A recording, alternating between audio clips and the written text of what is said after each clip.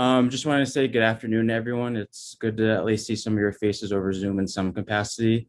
Definitely just want to go over some of the past, my treasurer's report and some of the past financial and executive board information from my perspective and experience over the past year and 2 years in my role. Specifically on the financials, cash balance, income received, expenses paid since the last budget and finance meeting. I've been unable to reach the national chairman to get this information. I've repeatedly called him probably over 20 times in the past week to no avail. Just to reflect on some of the expenses that we have supposedly spent on since the last time we convened together.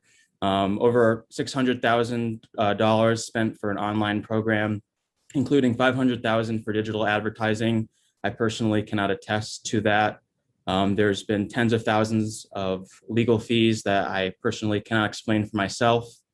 To update you all on the block grant program that we was at least heralded in the beginning of this year. Effectively, that program has been halted from my understanding. The national chairman has let some state chairs know that this program has been discontinued until the next administration takes office. Others have been left in the dark. I know state chairmen have repeatedly requested information directly or through myself, again, to no avail. Unfortunately, the national chairman, when we first spoke on the block grant program, he previously committed to weekly meetings with myself regarding the status of block grant applications. I haven't had one since March, since that first conversation. For some of the different reimbursements from the block grant program over the past 2 years in my term, I know personally that some states have taken up to 8 months to be reimbursed for their block grant. I've had CRs, not state chairs, just good chapter member CRs try to get reimbursements for graduation cords. That has also been a process that has taken over 8 months to a year to be able to accommodate their requests. In terms of staff, there have been no staff to my knowledge that have been hired, and no staff on the CRNC for the CRNC organization since the former Deputy Executive Director, Ben Rajadurai, went on paid administrative leave pending his investigation in mid-November. For the Georgia runoffs, I know which was a hot topic the past year. From my understanding, only $164 have been spent on that in Facebook ads for the runoffs. In terms of the executive board, over the past 2 years, I unfortunately need to lament that in my position, I've seen repeated flagrant constitutional violations.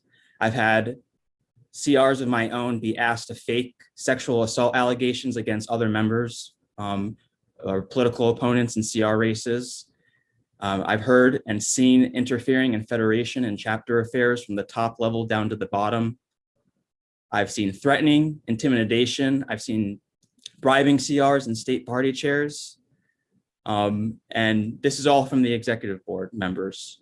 In particular, one of the candidates for national office has gone as far as to blame the rise of anti-Semitism in the Republican Party and the college Republican movement on a Jew who has no less spearheaded the CRNC's efforts to maintaining our commitment to the US and Israel relationship.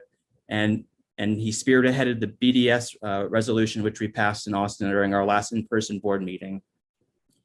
It's alarming to see multiple sitting congressmen, including the Republican conference chair, a US senator, and dozens of Republican leaders across the country being alarmed at this issue and ringing the alarm bells. There have been delegates that have been unilaterally turned away to this process today. The only access to the CRNC office was today. There was no support from the third-party application. I am genuinely sorry to the state chairs that have been misled into believing that the CRNC is in a good position and that the current administration and our leaders' preferred candidate will do better. I genuinely pray to God that every CR in attendance will come to their senses and open their eyes to see the institutional decay that this organization is undergoing. I want to finish my report with a quote that pertains to this situation. By the first Baron of Acton, power tends to corrupt, and absolute power corrupts absolutely. And I want to thank Chandler Thornton, our national chairman, and Courtney Britt, the candidate for national office, for affirming that belief that I hold. Thank you very much.